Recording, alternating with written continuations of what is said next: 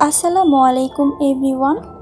যখন কিনা কোনো খাবার খেতে ভালো না লাগে, ডিমের এই রেসিপিটা যদি তৈরি করে নেওয়া যায়, পরিবারের সবাই অনেক বেশি পছন্দ করবে। আজকে আমি ডিমের ভর্তা তৈরি করে দেখাবো।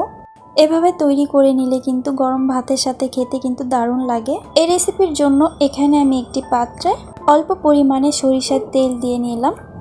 এবার এই তেলটা কিছুটা গরম হয়ে আসলে আমি এখানে 4-5টা শুকনো মরিচ দিয়ে দিলাম। এই মরিচগুলোকে একটু নাড়াচাড়া করে লালচে করে ভেজে নিতে হবে। এই তো শুকনো মরিচগুলোকে একদম মুচমুচে করে ভেজে নিয়েছি। এবার আমি নামিয়ে নিচ্ছি।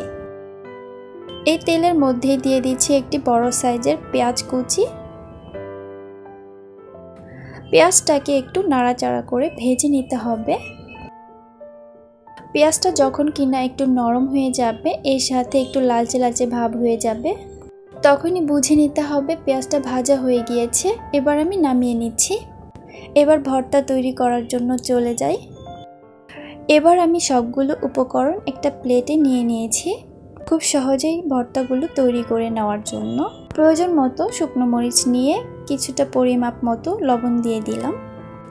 এবার লবণ আর শুকনো মরিচ একসঙ্গে একটু ভেঙে নিতে হবে। শুকনো মরিচটাকে হাত দিয়ে খুব ভালো করে গুঁড়ো করে নিতে হবে। এবার আমি দিয়ে দিচ্ছি এখানে ধনিয়া পাতা এর সাথে। এটাকেও একটু ভালো করে মেখে নিতে হবে। আমি কিন্তু এখানে পেঁয়াজটাকে খুব ভালো করে ভেজে নিয়েছিলাম। এবার এটাকেও খুব ভালো করে মেখে নিতে হবে।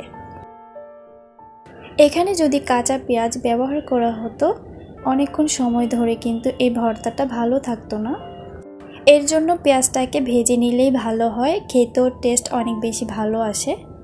এবার ডিমগুলোকে ভেঙে ভর্তা তৈরি করে নিতে হবে। আমি এখানে 2টো ডিম ব্যবহার করেছি, আপনাদের প্রয়োজন মতো বাড়িয়ে বা কমিয়ে নিতে পারেন।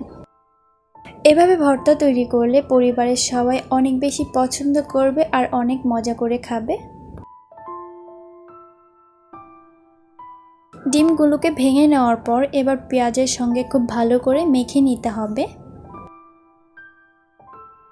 দেখে অবশ্য বুঝতে পারছেন অনেক বেশি মজাদার হয়েছে। এই ভর্তাটা ভালো করে মেখে নেওয়ার পর আমি এখানে অল্প পরিমাণে সরিষার তেল দিয়ে দিলাম। এবার এই ভর্তাটাকে আলতো করে একটু মেখে নিতে হবে। আশা করছি রেসিপিটি ভালো লেগেছে। ভালো লেগে থাকলে ভিডিওতে অবশ্যই একটি লাইক দিয়ে চ্যানেলটিকে সাবস্ক্রাইব করে পাশে থাকা বেল বাটনটি অন করে রাখবেন, এরকম সহজ আর মজাদার রেসিপিগুলো পাওয়ার জন্য। আজ এ পর্যন্তই। অনেক বেশি ভালো থাকবেন, সুস্থ থাকবেন, অ্যান্ড আল্লাহ হাফেজ।